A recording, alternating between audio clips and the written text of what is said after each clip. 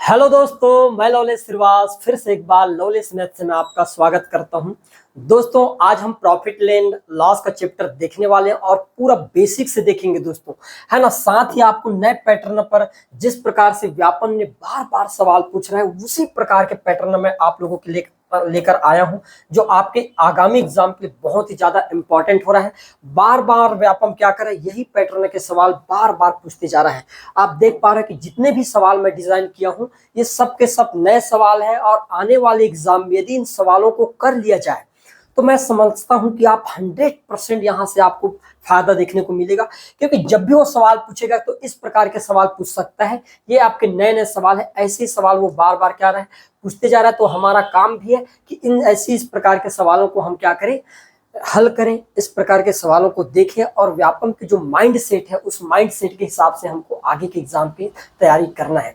ऐसे में क्या होता है कि यदि हम व्यापम के माइंडसेट को नहीं पकड़ पाए तो आगामी एग्जाम में जैसा रिस्पांस मिलना चाहिए दोस्तों वैसा रिस्पांस नहीं मिलेगा तो क्या मतलब का।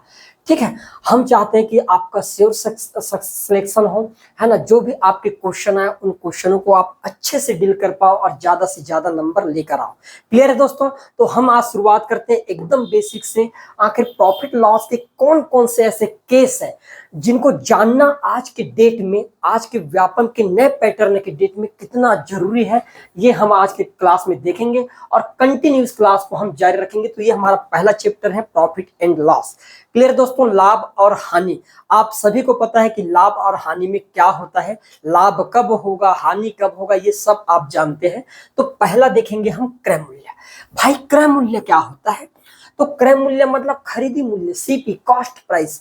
जिस मूल्य पर आप दुकान से किसी सामान को खरीद कर ले आते हो वो मूल्य आपके लिए खरीदी मूल्य होता है, याद रखना। तो मैं कह सकता हूं कि खरीदी हुई मूल्य या खरीदने में जितना कॉस्ट लगा ये मूल्य मेरे लिए क्रय मूल्य का काम करेगा। क्लियर है?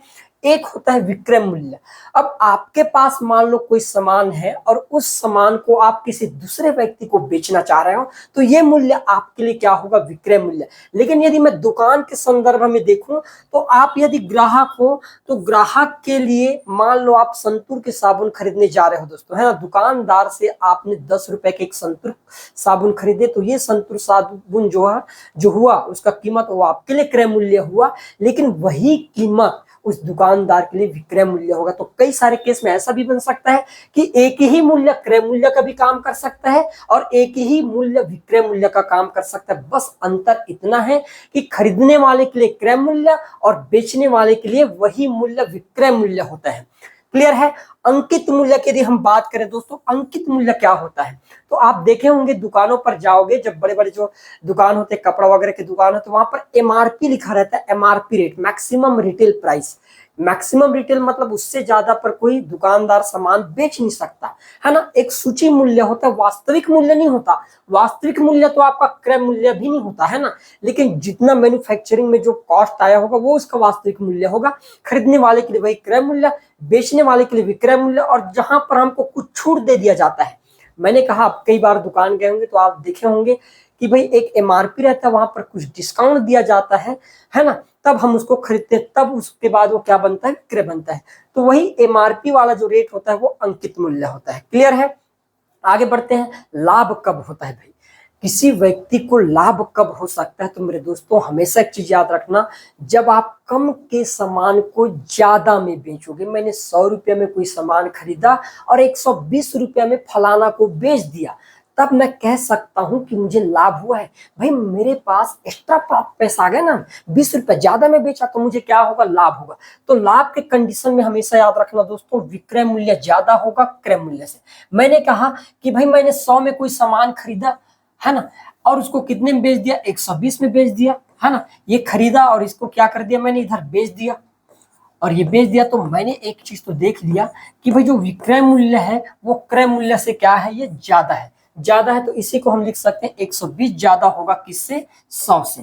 ठीक है, तो हम ये लिख सकते हैं, ये एक स्टेटमेंट है, बहुत इंपॉर्टेंट है। ठीक है, लाभ के संदर्भ में एक और चीज लिख दिया जाता है कि लाभ क्या होता है।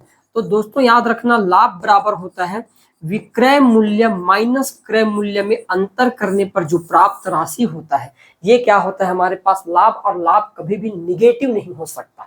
यदि मैं हानि की बात करूं तो हानि का मतलब क्या होता है, तो मैं हानि को एक चीज तो कह सकता हूं कि भाई मैंने ज्यादा के सामान को कम में बेच दिया। कई बार इमरजेंसी केस आ जाता है, आदमी के पास पैसे की अचानक जरूरत पड़ता है तो महंगे चीजों को भी सस्ते भाव पर बेच देता है, तब व्यक्ति को हानि होने लगता है। और हानि के केस में क्या होगा, क्रय मूल्य ज्यादा होगा, क्योंकि आपने महंगे चीज को कम में बेचे हो, इस कारण से आपको क्या होगा, हानि। और यदि हानि की बात करो दोस्तों, तो हानि बराबर हम क्या लिख सकते हैं, फिर तो भाई क्रय मूल्य माइनस क्या होगा, विक्रय मूल्य, तब जाके हमको क्या होगा, हानि मिलेगा। एक होता है बट्टा। बट्टा क्या होता है भाई, डिस्काउंट। जैसा कि मैं बताया कि 1200 कीमत वाली जींस को 1000 में दे दिया, तो ये 200 क्या है, ये 200 कहाँ गया, तो मैं कहूंगा भाई ये 200 ही बट्टा है। 200 क्या है, बट्टा। एक्स्ट्रा जो छूट होता है, हमको एमआरपी पर जो छूट दिया जाता है उसी को हम क्या बोलते हैं दोस्तों, बट्टा। और बट्टा हमेशा अंकित मूल्य पर ही दिया जाता है, याद रखना। बट्टा हमेशा किस पर दिया जाता है, अंकित मूल्य पर दिया जाता है। क्लियर है दोस्तों, यहां तक सबका।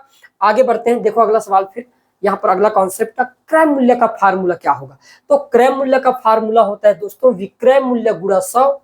ठीक है, विक्रय मूल्य गुणा 100 बटे 100 प्लस लाभ। ये केवल लाभ के केस में है। ये किस केस में, लाभ के केस में। यदि हानि के केस में होता तो 100 माइनस क्या हो जाता, ये हानि हो जाता। इस चीज को याद रखना, मैंने लाभ के केस में लिख दिया हूं। क्रय मूल्य का फार्मूला याद रखना, विक्रय मूल्य गुणा 100 बटे 100 प्लस लाभ, लाभ के केस में। और हानि के केस में 100 माइनस हानि हो जाता है। एक होता है विक्रय मूल्य का फार्मूला, क्या होता है, तो विक्रय मूल्य का फार्मूला हो जाएगा भाई क्रय मूल्य गुणा 100 प्लस लाभ बटे 100 हो जाएगा। और यही हानि के केस में 100 माइनस लाभ बटे 100 हो जाएगा। क्लियर है दोस्तों, आगे बढ़ते हैं। लाभ परसेंट क्या होता है, भाई मैंने कहा कि यदि मैं सस्ते चीज को महंगे दर पर बेच दूं तब तो लाभ होगा। तो लाभ प्रतिशत का मतलब क्या होगा, जितना लाभ हुआ है उस लाभ को हम जितने में खरीदे उससे भाग देकर 100 से गुणा कर देंगे तो हमको क्या मिल जाता है, लाभ प्रतिशत प्राप्त हो जाता है।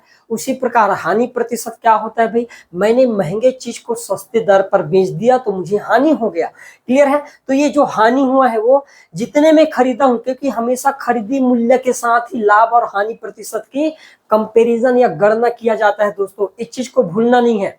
ठीक है, लाभ या हानि प्रतिशत की गणना हमेशा क्रय मूल्य के बेस पर ही किया जाता है, तो इसलिए हमने यहाँ पर लिख दिया क्रय मूल्य, और प्रतिशत निकालने के यहाँ पर 100 का क्या कर दिया गया है, गुणा कर दिया गया है। क्लियर है, आगे बढ़ते हैं।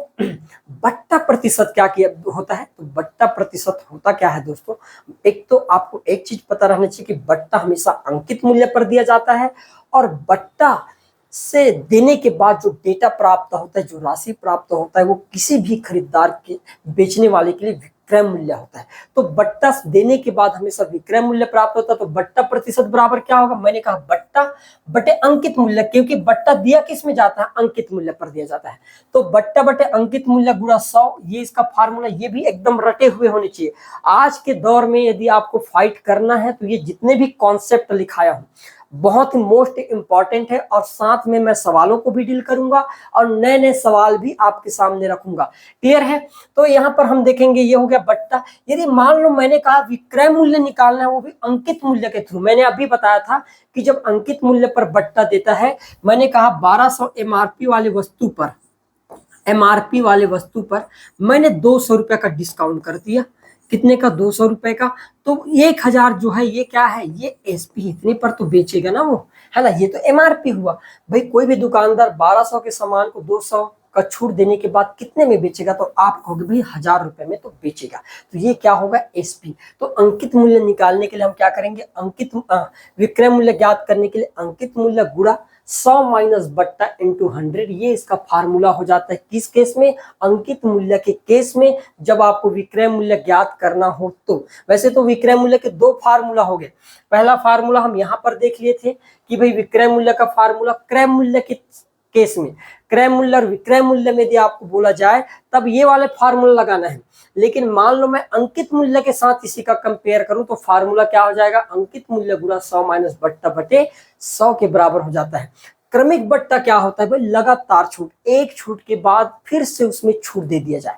मान लो किसी दुकानदार के पास गए, उसने कहा कि भाई 20% छूट देने के बाद आपके मन में रहा नहीं जाता, रहा नहीं जाता। मतलब गांव के लोग करते ना कभी 100 के 1000 के सामान को तो पहले 200 में ही मांग लेते हैं, गांव वाले मांग लेते हैं, फिर धीरे धीरे क्या करते हैं, इधर से बढ़ते हैं और दुकानदार उधर से नीचे आते हैं और एक ऐसे मार्जिन में पहुंच जाते हैं जहां पर खैर बेचने वाले को भी ज्यादा फायदा ना हो और खरीदने वाले को भी ज्यादा नुकसान ना हो। ठीक है, तो उसी प्रकार का ये क्रमिक बट्टा का फार्मूला क्या होता है दोस्तों, यदि 2 बट्टा है तो a + b माइनस AB/100 हो जाता है, बेईमान व्यापारी द्वारा किया गया घपला प्रतिशत। कई बार क्या होता है कि आप कहीं दुकान जाते हो खरीदने, तो वहां के जो व्यापारी होते हैं वो गलत बाट का प्रयोग करते हैं या कांटा मारने का काम करते हैं, तराजू को ऐसे है ना कुछ विशेष प्रकार से वो पकड़ते हैं, जिससे क्या होता है उनको एक्स्ट्रा प्रॉफिट होता है। एक्स्ट्रा प्रॉफिट का मतलब ये है कि 1 किलोग्राम की जगह वो कम तौलते हैं, जिससे उसको फायदा होता है। तो ये जो कम तौला गया होगा ये क्या होगा, त्रुटि होगा। तो 1000 माइनस त्रुटि इंटू 100 जो होगा ये होगा आपके पास घपला प्रतिशत का फार्मूला। बिल्कुल एक एक चीज को नोट कर लीजिएगा ना, आगे हम सवाल देखने वाले हैं। ठीक है, फिर हम देखेंगे पहला सवाल दोस्तों आज का, है ना। वो कहते हैं ना, मत कर तमन्ना किसी को पाने की, बड़ी बेदर्द निगाहें हैं जमाने की, तो बना काबिल खुद को इस कदर की, तमन्ना रखे लोग तुझे पाने की। ठीक है दोस्तों, ऐसे आपको भी बनना है। ठीक है, कि लोग तमन्ना तो रखे कम से कम, है ना। अब यहाँ पर दिया गया है, मिलान कीजिए कॉलम 1 और कॉलम 2, अंकित मूल्य बराबर क्या होता है। अब भी मैं बताया कि अंकित मूल्य बराबर क्या होगा भाई। तो हमको यदि मान लो अंकित मूल्य निकालना है तो कैसे निकालेंगे यहाँ पर भाई। मान लो अंकित मूल्य ज्ञात ही करना है तो हम कैसे ज्ञात कर सकते हैं कि अंकित मूल्य ये होगा। तो अंकित मूल्य का फार्मूला क्या हो जाएगा, तो भाई मैंने कहा अंकित मूल्य का फार्मूला ये हो जाएगा आपके पास, ये अंकित मूल्य का फार्मूला हो जाएगा। हम अभी देखें कि अंकित मूल्य क्या होता है। तो आप कहोगे अंकित मूल्य बराबर, मैंने कहा विक्रय मूल्य गुणा 100 बटे क्या होता है दोस्तों, 100 माइनस बट्टा, ये होता है आपके पास अंकित मूल्य का फार्मूला होता है। तो आपके पास के का क्या हो जाएगा, तीसरा हो जाएगा। क्लियर है। लाभ प्रतिशत क्या होता है, तो लाभ प्रतिशत का फार्मूला क्या होता है, तो ये दरअसल लाभ प्रतिशत के रूप में हमको ये लिखना था, लाभ प्रतिशत बराबर यहाँ पर लाभ बटे होना था क्रय मूल्य इंटू 100, है ना। तो आपके पास एल का क्या हो जाएगा, चौथा हो जाएगा। क्रय मूल्य क्या होता है, तो क्रय मूल्य बराबर हो जाएगा दोस्तों, याद रखना क्रय मूल्य बराबर हम क्या लिखेंगे, तो विक्रय मूल्य गुणा 100 बटे क्या हो जाएगा आपके पास लाभ परसेंट, लाभ के केस में, और विक्रय मूल्य बराबर हो जाएगा आपके पास पहला। तो इनमें से कौन सा आंसर आपका करेक्ट हो जाएगा। मैंने कहा के का क्या हो जाता है, यहाँ पर के का तीसरा देखो कहां पर है, के का तीसरा यहाँ पर है ना, और कहां पर है, के का दूसरा यहाँ पर है, इसलिए गलत हो गया, है ना। के का पहला यहाँ पर है, गलत हो जाएगा, और फिर यहाँ पर के का तीसरा यहाँ पर भी है। क्लियर है। दूसरा ऑप्शन देखते हैं, लाभ प्रतिशत, लाभ प्रतिशत का चौथा होना चाहिए, एल का चौथा। कहाँ है भाई एल का चौथा, एल का चौथा, ये दोनों तो आपके पास गलत ही है, तो ऐसे ही गलत हो गया। एल का चौथा, तो यहाँ पर एल का चौथा है और एल का यहाँ पर पहला है, तो ये भी आपके पास गलत हो जाएगा। तो आपका करेक्ट आंसर क्या होगा दोस्तों, ऑप्शन नंबर जो सी होगा मेरे प्यारे भाइयों, ये आपका क्या होगा, करेक्ट आंसर होगा। एक एक क्वेश्चन को नोट करके रखना, क्योंकि ये एग्जाम में आने वाला है। व्यापम इसी प्रकार के और यही इसी तर्ज पर सवाल देगा, इसलिए आपको विशेष ध्यान रखना। इन सवाल आपको बुक में कहीं पर भी ढूंढ लो दोस्तों, आपको मिलने वाला नहीं है। क्लियर है, क्योंकि जितने भी सवाल है व्यापम के तर्ज पर बनाए गए सवाल है, मोस्ट इंपॉर्टेंट। क्लियर है, आगे बढ़ते हैं, देखिएगा अगला सवाल। फिर यहां से मैंने कुछ सवाल करा दिया फिर, है ना, ताकि आपको कोई किसी भी प्रकार का मान लो ऐसे सवाल भी देखने को मिले तो आप कंफ्यूज ना हो। रानी ने 700 रुपए का अंगूर खरीदी और 840 रुपए में बेच दिया, उसे कितने प्रतिशत का लाभ होगा। मैंने अब भी बताया था कि लाभ प्रतिशत क्या होता है भाई, तो आप कहोगे लाभ प्रतिशत बराबर लाभ बटे क्या होता है, क्रय मूल्य इंटू क्या लिखेंगे हम, 100 लिख देंगे। लिखेंगे दोस्तों, एक चीज बताओ, रानी ने 700 रुपए में खरीद के उसे 840 रुपए में बेच दिया है। भाई आप ही बताओ, रानी ने 700 रुपए खर्च की लेकिन बेच तो 840 में रही है ना, तो कितने रुपए का फायदा होगा, तो आप कहोगे 700 में खरीद कर 840 में बेच रही है, मतलब 140 का क्या हुआ, फायदा हुआ, लाभ हुआ है। अब मुझे परसेंट निकालना, तो भाई क्रय मूल्य क्या है, रानी ने खरीदे कितने में, तो मैंने कहा 700 रुपए में, तो नीचे में क्या रख देंगे 700, और परसेंट निकालने के लिए दोस्तों 100 से क्या कर देंगे, गुणा कर देंगे। अब आप ही देखना यहाँ पर ध्यान से, ये कट जाएगा आपके पास भाई, दो जीरो से दो जीरो कैंसिल, 7 एकम 7 और 7 दूनी 14, तो रानी को कितने प्रतिशत का यहाँ पर प्रॉफिट हो जाएगा? तो मैंने कहा भाई 20% का प्रॉफिट तो होना चाहिए। आपका करेक्ट आंसर क्या होगा? ऑप्शन नंबर बी जो होगा दोस्तों राइट होगा। फिर मैंने कहा एक और सवाल देखना, एक व्यक्ति ने एक घड़ी 500 रुपए में खरीदी और 30% हानि पर बेच दी, तो घड़ी का विक्रय मूल्य क्या होगा? इन सवालों को तो मैं दूसरे तरीके से भी बना सकता था, खैर छोड़ो, ठीक है। मैंने कहा विक्रय मूल्य ज्ञात करना है, एससीपी दिया है, हानि प्रतिशत दिया है, तो विक्रय मूल्य का फार्मूला क्या होता है? तो आप कहोगे विक्रय मूल्य का फार्मूला होता है क्रय मूल्य गुणा 100, हानि है तो माइनस, ठीक है, अपान क्या होता है दोस्तों? मैंने कहा 100 होता है, ठीक है भाई। क्रय मूल्य 500 है इंटू 100, हानि कितने प्रतिशत के हो गए? 30% के, और बटे कितना लिख देंगे? 100। आप देख पाओगे कि दो जीरो से दो जीरो कैंसिल, यहाँ पर हम 100 में 30 घटाएंगे, कितना बच गया? तो आप कहोगे 100 में 30 घटाने पर 70 तो बचेगा भाई, और 70 का गुणा कर देने पर कितना हो गया? तो मैंने कहा 350 रुपए। तो क्रय मूल्य विक्रय मूल्य क्या होगा? तो मैंने कहा 350 रुपया होगा। ऑप्शन नंबर जो सी होगा मेरे प्यारे दोस्तों, ये आपका यहाँ पर क्या होगा? करेक्ट आंसर बनने वाला है। इसको हम और कैसे बना सकते? क्या इतना करने की जरूरत है मुझे, है ना? ध्यान समझना, मैंने कहा कि जो भी क्रय मूल्य होगा ये 100% तो होगा ही, ठीक है भाई। 100% जितना भी याद रखना माइंड में हमेशा चीज दोस्तों, कि जो भी क्रय मूल्य होता है वो 100% होता है। अब क्या किया व्यक्ति ने? 30% हानि पर बेच दिया, मतलब 100 के सामान को वो 30 कम करके बेचना चाहता है, मतलब 70 में बेचना चाहता है। आप ये एक चीज तो समझ गया कि खरीदे कितने में थे वो? 500 में। भाई 100 का 5 गुना है 500, मैं क्या 70 का 5 गुना नहीं कर सकता? भाई ये 5 गुना है तो यहाँ पर भी 5 गुना कर देता। 7 पंचे 35, 350 रुपए पर बेचेगा, तब जाके उसको 30% का क्या हो जाएगा? हानि हो जाएगा, और यही क्या होगा दोस्तों? करेक्ट आंसर हो जाएगा। आ रहा है समझ में? मैं चाहूं तो सवाल को सेकंड में डील कर सकता हूं, आप सोच भी नहीं सकते। क्लियर है? आगे बढ़ता हूं, वो तरीका मैं बताने भी वाला हूं, ठीक है। देखो नेक्स्ट सवाल, एक दुकानदार एक घड़ी को 200 रुपए में बेचने पर उतना ही हानि होती है उसे जितना 250 रुपए में बेचने पर लाभ होता है, तो घड़ी का क्रय मूल्य क्या है? आप सोच रहे हो कि ऐसे सवाल काहे बता रहे हो जब व्यापम ने अपना पैटर्न बदल ही दिया है। मेरे दोस्तों धैर्य रखो, इन सबका आपको रिजल्ट मिलेगा। जितने भी कॉन्सेप्ट है इन्हीं सवालों से बनकर गया है, इसलिए आपको थोड़ा सा धैर्य बनाकर रखना और वीडियो को लास्ट तक देखना। यदि प्रॉपर है ना प्रॉफिट लेना चाहते हो, लाभ लेना चाहते हो, भाई लाभ और हानि का सब चैप्टर है तो लाभ लेना भी जरूरी, हानि मत उठाना यार यहाँ पर, ठीक है।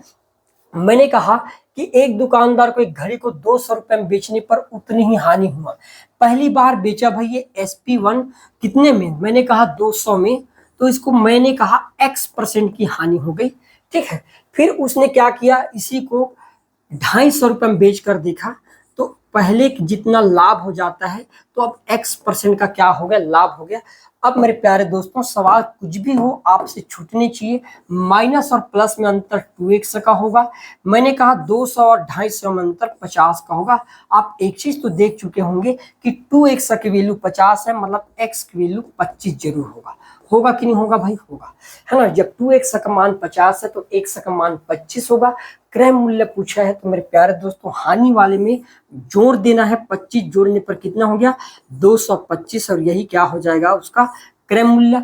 लाभ वाले में घटा देना है, 25 घटा दूंगा तो कितना होगा? 250 में 25 घटाने पर फिर से आप कहोगे 225 होगा। चाहे आप जोड़कर निकालो या घटाकर, हर केस में आपको वही आंसर मिलेगा। तो करेक्ट आंसर क्या होगा? ऑप्शन नंबर जो बी है मेरे प्यारे भाई, ये आपका यहाँ पर क्या होगा?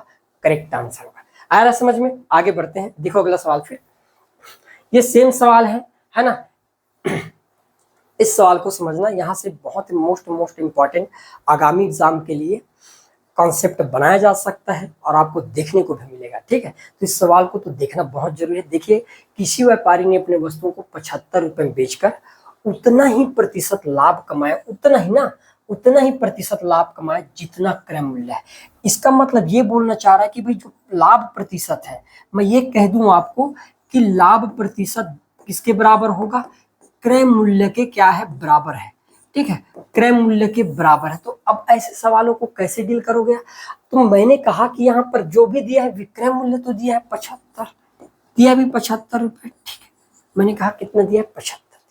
मेरे प्यारे दोस्तों, अब मैंने क्या कहा, हमेशा याद रखना कि अब यहाँ पर लाभ परसेंट और क्रय मूल्य, ठीक है, क्रय मूल्य, इन दोनों का जो डिफरेंट आना चाहिए वो 100 के बराबर आना चाहिए। कितने के बराबर आना चाहिए? 100 के बराबर आना चाहिए, तब तो आपका करेक्ट आंसर है। मैंने क्या कहा, इसके इकाई अंक सेम होनी चाहिए, तो 75 को दो ऐसे पार्टों में तोड़ना है कि इकाई अंक पर सेम अंक आए, अलग अलग नहीं, और गुणा करने पर 75 होनी चाहिए। मैंने क्या कहा, इकाई अंक पर सेम अंक आने चाहिए और गुणा करने पर कितना होना चाहिए? 75 भी होना चाहिए, और घटाने पर कितना होना चाहिए? 100 भी होना चाहिए। तो आप कहोगे यदि घटाने पर 100 है तो एक तो 50 हो सकता है और एक 150 हो सकता है। मानते हो भैया, है ना? घटाने पर 50 और 150 में 100 का डिफरेंट है। मान लो यहाँ पर एक एक अंक के बाद दशमलव लगा दे, तो 15 गुणित 5 करेंगे तो 15 5 कितना होता है? 75 भी होता है। तो मैं समझ गया था कि वस्तु का जो क्रय मूल्य होगा वो 50% का होगा, और उसका प्रॉफिट लॉस परसेंट भी होगा कितने परसेंट के बराबर? 50। और यही क्या होगा दोस्तों? आपका करेक्ट आंसर। इसी प्रकार के होमवर्क के लिए आपके हैं कुछ मोस्ट इंपॉर्टेंट सवाल, वो बनाकर बताइएगा। जैसे आपके पास 96, इसका क्या होगा ये बताइएगा, क्रय मूल्य ही बताना है ना। साथ ही मैंने कहा 39 रुपए का क्या होगा, ये भी मुझे कमेंट बॉक्स में फटाफट मिलना चाहिए, ठीक है। इसके अतिरिक्त मैं और लिख दिया 24 का लिख दिया, है ना। 24 का भी आपको क्रय मूल्य निकालना चाहिए, निकाल कर बताना है। यहाँ पर सिर्फ 75 के जगह 96, 39 और 24 रखना है, और कमेंट बॉक्स में बताना है कि क्रय मूल्य क्या होगा। आगे इसी प्रकार के आपको कुछ में सवाल देखने को मिलने वाला है। क्लियर है? तो नेक्स्ट सवाल देखिएगा, ये रहा। मिलान करके आपको बताना था हानि प्रतिशत क्या होता है। तो हानि प्रतिशत का फार्मूला आपको सभी को पता है, हानि बटे क्रय मूल्य इंटू 100। के का आपके पास दूसरा वाला जो ऑप्शन हो जाएगा दोस्तों, ये करेक्ट हो जाएगा। लाभ प्रतिशत बराबर क्या होता है? तो लाभ प्रतिशत बराबर हमको पता है लाभ बटे क्रय मूल्य इंटू 100। इसका मतलब आपके पास एल का चौथा जो ऑप्शन होगा दोस्तों, ये क्या हो जाएगा? करेक्ट हो जाएगा। क्लियर है? छूट प्रतिशत क्या होता है? तो छूट तो हमेशा अंकित मूल्य पर दिया जाता है। छूट किस पर दिया जाता है? अंकित मूल्य पर। तो छूट प्रतिशत क्या होगा आपके पास? पहला बेसिक चीज पूरा देख लो भाई, पूरा रट्टा मार लो, रट्टम रट्टा, ठीक है, ठीक है, रट्टम रट्टा मार लो। जैसे मोबाइल नंबर को रट लेते हो ना तुरंत, इस सारा में भी बता दिया तो रट जाओगे आप, ना इतना होशियार हो, ठीक है। तो छूट परसेंट की वैल्यू किसके बराबर होगा? पहला जो होगा छूट बटे अंकित मूल्य इंटू 100। अब बच गया भाई अंकित मूल्य, और अंकित मूल्य का फार्मूला क्या होगा?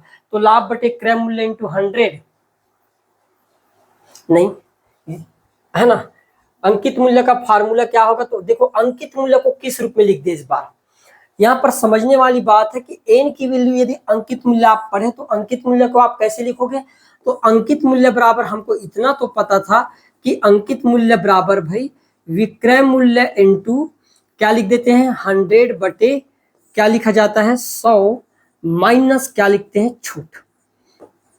यही होता है भाई, यही हमारे पास अंकित मूल्य का फार्मूला है।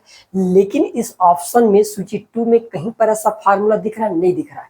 तो अब यहाँ पर आप क्या लेना चाहोगे? अब विलोपित के लिए तो नहीं डालोगे। मैंने अभी आपको बताया था कि मान लो 1200 एमआरपी वाली वस्तु को ये अंकित मूल्य है, 2 पर 200 के छूट के साथ बेच दिया जाए तो कितने में बेचेगा? तो आप कहोगे एसपी निकल जाएगा भाई 1000 रुपया। निकलेगा कि नहीं निकलेगा भाई? 1200 का जींस था, मैंने 200 रुपये छूट पर बेचा, 1000 रुपये में बेचूंगा। अब आपको अंकित मूल्य निकालना है, एमआरपी निकालना है। तो एमआरपी निकालने के लिए मैं क्या करूंगा? तो एमआरपी बराबर क्या होगा दोस्तों? सबसे पहले विक्रय मूल्य, जितने में बेचा है उतना, और जितने का छूट दिया उन दोनों को क्या करना पड़ेगा? मुझे जोड़ना पड़ेगा। तभी आप देख पाओगे कि भाई विक्रय मूल्य कितना दिया है? 1200। विक्रय मूल्य कितना दिया? सॉरी 1000 दिया गया है, और छूट 200 दिया गया है। तब जाके इन दोनों का सम किसके बराबर होगा? 1200 के बराबर। यही क्या होगा? आपका विक्रय मूल्य होगा, अंकित मूल्य होगा। तो एन का क्या हो जाएगा? जो थर्ड ऑप्शन है ये करेक्ट आंसर हो जाएगा। आज समझ में इतना डीप तो मारेगा ही, तो इसलिए एक एक चीज को यहाँ पर जितने भी डाटा है आपके लिए मोस्ट इंपॉर्टेंट है। अब हम मिलान करेंगे। के का हो जाएगा दूसरा, के का दूसरा कहां पर है भाई? के का तीसरा दिया गया है, गलत। के का चौथा दिया है, ये भी गलत, है ना। के का दूसरा यहाँ पर दिया है, के का पहला दिया गया है, ये भी गलत। तो आपका करेक्ट आंसर क्या हो जाएगा, ऑप्शन पहला जो होगा मेरे प्यारे दोस्तों, ये मेरा क्या होगा यहाँ पर राइट आंसर बन जाएगा। क्लियर है, आगे बढ़ते हैं। देखो अगला सवाल फिर। एक व्यापारी ने 2 मोटरसाइकिल प्रत्येक 9,000 रुपए में खरीदा। यदि एक को 10% लाभ पर तथा दूसरे को 10% हानि पर बेचता है तो लाभ अथवा हानि प्रतिशत क्या होगा। मेरे दोस्तों हमेशा एक चीज याद रखना, मैंने कहा ये 9,000 की जरूरत नहीं है मुझे, अभी मुझे तो परसेंट निकालना है ना। और याद रखना, परसेंट निकालने के लिए परसेंट का डाटा इतना पावरफुल होता है कि वो खुद परसेंट जनरेट कर सकता है। हमने क्या बोले कि दोनों वस्तु के क्रय मूल्य क्या है, समान है। दोनों वस्तु को 9,000 की दर से खरीदा। याद रखना, बात को ध्यान समझना। मैंने क्या कहा कि भाई एक वस्तु, ये हमारे पास पहली वस्तु और दूसरी वस्तु, ठीक है। खरीदी मूल्य की बात करें, क्रय मूल्य की बात करें, तो मैंने कहा पहली वस्तु को भी मैंने 100 रुपये में खरीद लिया और दूसरी वस्तु को भी मैंने 100 रुपये में खरीद लिया, ठीक है। अब मैंने कहा इन दोनों वस्तु को टोटल कितने में खरीदा, तो आप कहोगे 100 और 100, भाई मैंने तो 200 रुपये में खरीद लिया। खरीदा भाई पहले वस्तु को 100 में और दूसरी वस्तु को 100 में। अब मैं विक्रय मूल्य ज्ञात करना चाहता हूं। अब बताओ 100 के सामान को आप 10 लाभ पर बेचोगे। पहले कंडीशन, लाभ मतलब 10 रुपए का लाभ कमाते हुए। तो 100 के सामान को यदि 10 के लाभ के साथ बेचोगे तो 110 में बेचोगे भाई।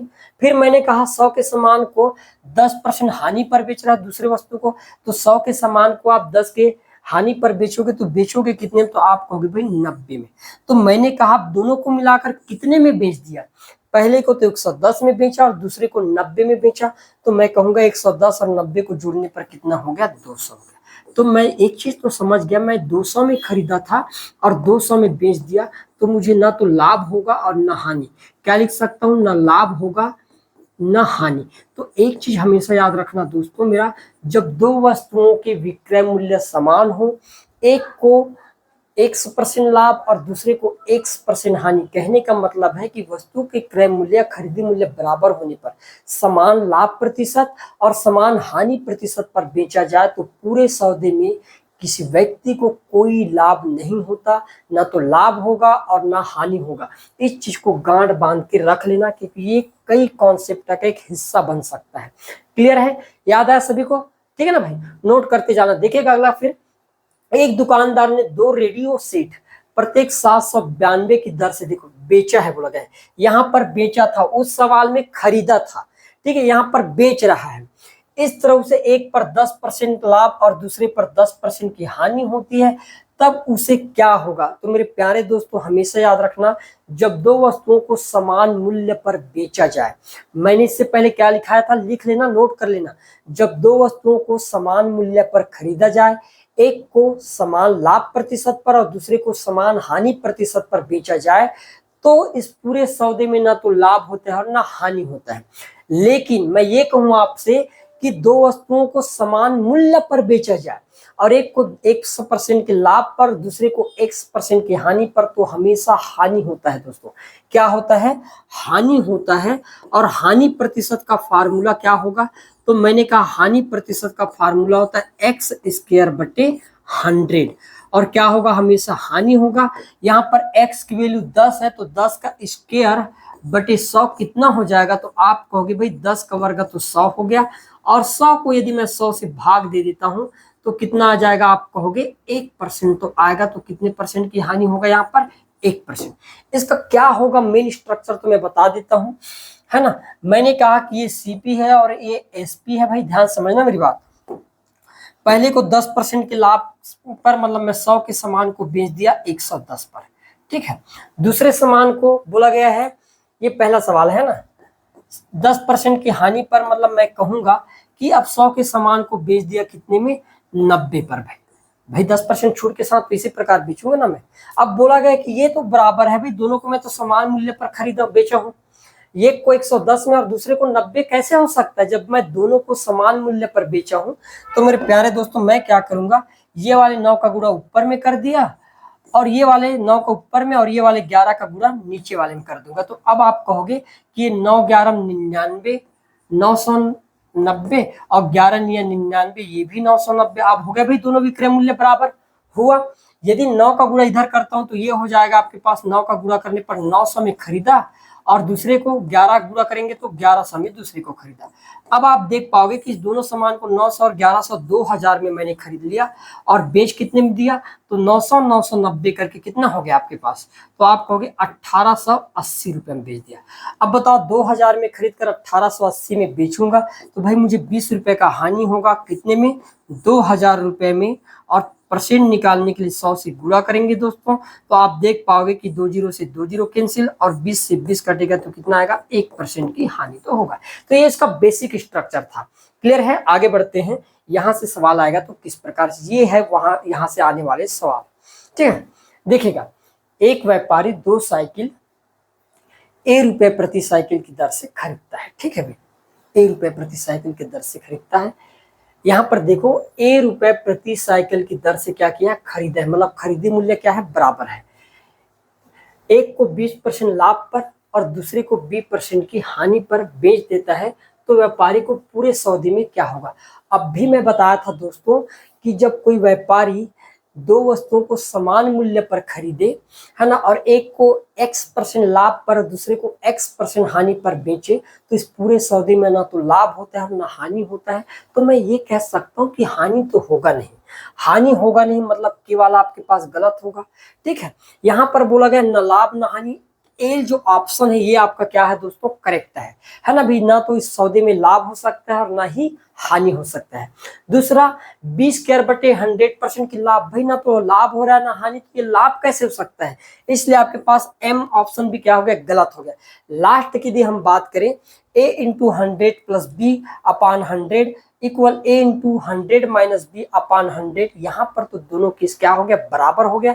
और बराबर यदि हो गया है, इस साइड को यदि मैं मान लूं क्रय मूल्य मान लूं, तो ये साइड हो जाएगा आपके लिए विक्रय मूल्य। तो मैं कह सकता हूं कि इस केस में भाई क्रय मूल्य की जितना ही विक्रय मूल्य है, तो यहाँ पर न लाभ होगा और न हानि होगा। तो मैं कह सकता हूं कि क्या सही होगा यहाँ पर, क्या ये फार्मूला सही है, फार्मूला सही है क्या भाई, आप ही बताओ। मैंने कहा ए के समान को 100 + b/100 में बेच दिया, जैसे कि मैंने कहा, क्या कर दिया यहाँ पर मैंने, जैसे मैंने यहाँ पर ए की वैल्यू मान दिया 100 रुपए के सामान को, भाई मान लो मैं 10% के लाभ पर बेच रहा हूँ, 110/100। ठीक है, बराबर फिर बोल दिया गया है यहाँ पर, फिर मैंने 100 के सामान को 100/b मतलब 90/100 में बेच दिया। तो आप क्या कह सकते हो, क्या ऐसा कि 100 से 100 कैंसिल हो गया भाई, यहाँ से 100 से 100 कैंसिल हो गया, तो 110 की वैल्यू किसके बराबर होंगे, 90। तो ये दोनों बराबर हो कैसे सकते हैं, इसलिए आपके पास एन वाला ऑप्शन भी क्या हो गया, गलत हो गया। तो हमारा करेक्ट क्या होगा आंसर, केवल एल जो ऑप्शन होगा दोस्तों, ये मेरा यहाँ पर क्या हो जाएगा, राइट आंसर होने वाला है। इन सभी क्वेश्चनों को बिल्कुल गांठ बांधकर नोट करते जाइए, एग्जाम में बिल्कुल पूछेगा ही यार। ठीक है, इसी प्रकार का पैटर्न आएगा। ठीक है, आगे बढ़ते हैं। देखो अगला सवाल फिर ये है, मिलान करके आपको बताना है कि हानि कब होगा, लाभ कब होगा, क्रय मूल्य और विक्रय मूल्य क्या होता है। हानि के केस क्या होता है भाई, पहले चीज तो आपको पता होना चाहिए। तो मैंने कहा भाई हानि तभी होता है व्यक्ति को जब हम कम के समान और ज्यादा के समान को, मतलब क्रय मूल्य माइनस विक्रय मूल्य के बराबर होता है ना भाई। क्या होता है, हानि कब होता है, जब क्रय मूल्य ज्यादा होता है विक्रय मूल्य से, तब जाके क्या होता है, हानि होता है। क्रय मूल्य ज्यादा होगा विक्रय मूल्य से, या मैं ये कहूंगा कि मैंने महंगा सामान को सस्ता में बेच दिया, तब जाके क्या होगा, हानि होगा। तो आप कहोगे हानि तभी हो सकता है कि जब भाई क्रय मूल्य ज्यादा होगा किससे, विक्रय मूल्य से। तो के का क्या हो जाएगा दोस्तों, चौथा ऑप्शन तो होगा ही। लाभ कब होगा, लाभ तब होता है भाई जब हमने कम के सामान को ज्यादा पर बेच दिए, मतलब विक्रय मूल्य ज्यादा होने चाहिए क्रय मूल्य से। तो आपके पास पहला ऑप्शन आ जाएगा। क्रय मूल्य क्या होता है, तो क्रय मूल्य बराबर क्या होगा भाई, तो मैंने कहा कि भाई मान लो मैंने 500 के सामान को 600 रुपए पर बेच दिया, याद रखना 500 के सामान को कितने में बेच दिया, मैंने कहा 600। ध्यान समझना, ये मैंने सीपी है और ये एसपी है ना। 500 में खरीदा और बेच कितने दिया, 600 रुपए में। तो मैं ये तो कह सकता हूँ कि भाई यहाँ पर मुझे 100 रुपए का लाभ हुआ है कि नहीं हुआ है, आप कहोगे जी हुआ है। ठीक है, अब मुझे क्रय मूल्य ज्ञात करना है। तो क्रय मूल्य के लिए अब वो कौन सा पैटर्न अपना रहा है, वो चीज को ध्यान देना है। सीपी निकालने के लिए क्या करेगा वो, मैंने कहा एसपी माइनस प्रॉफिट, ये जो लाभ हुआ है इसको मैंने क्या कर दिया, घटा दिया, प्रॉफिट। तो आप कहोगे यदि क्रय मूल्य निकालना है, सीपी ज्ञात करना है, तो एसपी कितना है, 600। 600 में यदि मैं मान लो लाभ 100 रुपए को घटा दूंगा तब तो जाकर मुझे क्या मिल जाएगा, तो आप कहोगे क्रय मूल्य 500 मिलेगा। तो क्रय मूल्य का फार्मूला क्या हो जाएगा दोस्तों, तो याद रखना क्रय मूल्य का फार्मूला हो जाता है विक्रय मूल्य माइनस जो लाभ होगा, ये आपके क्रय मूल्य का फार्मूला हो जाता है। इस रूप में भी वो सवाल को डिजाइन कर सकता है। विक्रय मूल्य का फार्मूला क्या होता है, अब मुझे 600 निकालना है, 500 दिया गया तो मैं क्या करूंगा, सीपी में उस लाभ को जोड़ दूंगा भाई, है ना भाई, सीपी में लाभ को जोड़ देंगे भाई। 100 रुपए का फायदा हुआ, 500 में खरीदे थे, 100 और 500 को जोड़ेंगे तो कितना हो जाएगा, आप कहोगे 600। तो विक्रय मूल्य का फार्मूला क्या हो जाएगा, जो तीसरा ऑप्शन है मेरे प्यारे दोस्तों, ये विक्रय मूल्य का करेक्ट आंसर होगा। तो यहाँ पर देखो ऑप्शन में क्या क्या है आपके, हानि के का मान चौथा, कहीं पर है के का मान तीसरा गलत, के का मान चौथा है, के का मान पहला गलत, के का मान दूसरा ये भी गलत। ठीक है, तो करेक्ट आंसर क्या होगा, ऑप्शन नंबर जो सी होगा मेरे प्यारे भाइयों, ये आपका करेक्ट आंसर होगा। वैसे तो आपके हर एक जो आपके डेटा है, डेटा के अकॉर्डिंग उसके कॉन्सेप्ट या फार्मूला पता होने चाहिए। क्लियर है, आगे बढ़ते हैं। अब देखो इस पर बेस्ड भी सवाल पूछे जाएगा, इसलिए इन सवालों को शामिल किया गया है। ठीक है, चीनी की कीमत में 20% कमी हो जाने पर मुझे 600 रुपए में 5 किलो अतिरिक्त चीनी खरीदने का अवसर मिल गया, तदनुसार कीमत में कमी होने से पहले चीनी कीमत कितने रुपए प्रति किलोग्राम थी, बोला गया है। एक चीज बताओ, जब आपको मान लो मैं एक काम दे दूं, यार ध्यान समझना, मैंने आपको एक काम दे दिया है, काम ये है कि आपको हर दिन 100 रुपए दिया जाता है और आप हर दिन मार्केट जाते हो सामान के लिए, कितना दिया जाता है, 100 रुपए, भूलना नहीं है। ठीक है, मैंने कहा आपसे कि यदि आपको हर दिन टमाटर ही खरीदना, इस चीज को भी याद रखना, यदि मान लो पहले दिन 10 रुपए किलो रहा, 10 रुपए किलो रहा, तो आप 100 रुपए में कितने किलो खरीद कर लाओगे पहले दिन, 10 रुपए किलो होने पर। तो आप कहोगे 10 रुपए किलो होने पर मैं 100 रुपए में 10 किलो तो खरीद कर ले आऊंगा कि नहीं आऊंगा। अब मैंने कहा कि दूसरे दिन अब 20 रुपया हो गया, भाई महंगाई का जमाना है, बढ़ भी सकता है। ठीक है, अब आप कहोगे 100 रुपये में यदि मैं 20 के हिसाब से खरीदूंगा, तो आप एक चीज तो कहोगे अब मुझे 5 किलो मिलेगा, कितने किलो मिलेगा, 5 किलो में। यहां तक आया भी समझ सबको। जब 10 रुपए किलो था तो 100 रुपए में मैंने 10 किलो खरीद कर लाया, लेकिन जब वही कीमत बढ़ गया, 20 रुपया हो गया, तो अब मैं 100 रुपये में 5 किलोग्राम खरीद कर लाया। मेरे प्यारे दोस्तों एक चीज आप समझ गए, ये वाला साइड कीमत का है और ये उसकी मात्रा का है जितना मैं खरीद कर ला रहा था, है। अब यदि मैं काट कर देखूं तो आप कहोगे यहाँ पर 10 से कम 10, ठीक है, और ये 10 दूनी 20, यहाँ पर काटूंगा तो 5 से कम 5 और 5 दूनी 10। एक चीज देखो, पहले वाला कीमत दूसरे वाला मात्रा बन गया और दूसरा वाला कीमत पहले वाले का मात्रा बन गया, दिखाई दे रहा है। एक नीचे में आ गया और दो ऊपर में आ गया। मेरे प्यारे दोस्तों ध्यान समझना, चीनी की कीमत 20% घट गया, ये कीमत लिख दिया मैंने, पहले 100 रहा होगा भाई, 20 घटेगा तो 80 होगा कि नहीं होगा, हो जाएगा, मानते हो। अब भी मैं बताया कि कीमत की उल्टा क्या बनेगा, मात्रा बनेगा। ठीक है, अब काट रहे तो कट जाए तो अच्छी बात है, 20 से कटेगा क्या, 20 पंचे 100 और 20 चौके 80। पहले 4 भाग खरीदा जाता था, सस्ता हुआ तो 5 भाग खरीदने लगा, तो अब पहले से कितना ज्यादा खरीदने लगा, तो मैंने कहा एक ज्यादा और एक का मान दिया भाई 5 किलो। तो भाई पहले कितना खरीदता था, मैंने कहा 5 चौके 20 किलो खरीदा जाता था, सस्ता होने पर 5 25 किलोग्राम खरीदा जाता था। ये आपके पास कॉन्सेप्ट है। अब आपको कुछ भी पूछे आपसे सवाल बनेगा यार, बन नहीं है। आपके पास तो 600 था, मैंने 600 को भाग दूंगा 20 से तो कितना आ जाएगा, आप कहोगे 30 रुपया पहले कीमत था, अब कितना हो गया, तो अब आप कहोगे अब भाई मेरे पास 24 रुपया किलो हो गया। इस टाइप से आपके कॉन्सेप्ट क्या होनी चाहिए, बैठने चाहिए। और आगे जो इसका सवाल है बहुत ही मजेदार सवाल देखने को मिलेगा। ये रहा आपका सवाल, देखो क्या बोल दिया उसने सवाल में। राम ने 4000 रुपए कीमत वाली वस्तु को बेचकर 1000 रुपए का लाभ कमाता है। ठीक है, राम ने 4000 रुपए कीमत वाली वस्तु को बेचकर 1000 रुपए का लाभ कमाता है। तब आपको इनमें से कौन सा कथन सत्य है वो बताना है। भाई राम ने खरीदा कितने में, 4000 में, और लाभ कितने का कमा लिया, 1000 का। मतलब बेचा होगा 5,000 में। तो मैंने कहा लाभ जो है क्रय मूल्य के 25% के बराबर है। क्या 25% के बराबर है? तो मैंने कहा भाई खरीदा कितने में, क्रय मूल्य दिया कितना है, आप कहोगे 4,000 क्रय मूल्य दिया है। लाभ कितने का कमाया है बंदा, तो लाभ कमा लिया 1,000 रुपए का। अब लाभ प्रतिशत जब निकालेंगे दोस्तों तो आप कहोगे लाभ प्रतिशत मतलब होता है लाभ बटे क्या 100 क्रय मूल्य है ना, लाभ बटे क्रय मूल्य इंटू 100 होता है। आप कहोगे लाभ 100 का 1,000 का, क्रय मूल्य 4,000 और इंटू 100, तो आप कहोगे कि 3 जीरो से 3 जीरो, 4 एकम 4 और 25 बार में कितने प्रतिशत का लाभ होगा, 25%। ये तो एकदम सही है भाई, के कोई शक नहीं है। फिर बोला गया लाभ जो है विक्रय मूल्य के 20% के बराबर है। लाभ की गणना यदि मैं क्रय मूल्य के बजाय विक्रय मूल्य में करना चाहूं तो क्या 20% के बराबर है, तो मुझे चेक तो करना ही पड़ेगा। तो मैंने कहा कि भाई लाभ तो 1,000 का है, लेकिन अब विक्रय मूल्य कितना होगा, तो भाई 4,000 के सामान को 5,000 में बेचा गया है तो विक्रय मूल्य तो 5,000 होगा, और परसेंट निकालना तो 100 से गुणा कर देंगे दोस्तों। फिर आप देख पाओगे कि 2 3 जीरो से 3 जीरो, 5 एकम 5 और 5 विषम 100, तो विक्रय मूल्य के 20% के बराबर भी, ये भी आपके पास सत्य है। फिर बोला वस्तु के क्रय मूल्य पर लाभ विक्रय मूल्य पर लाभ से ज्यादा है, क्या सही है ये?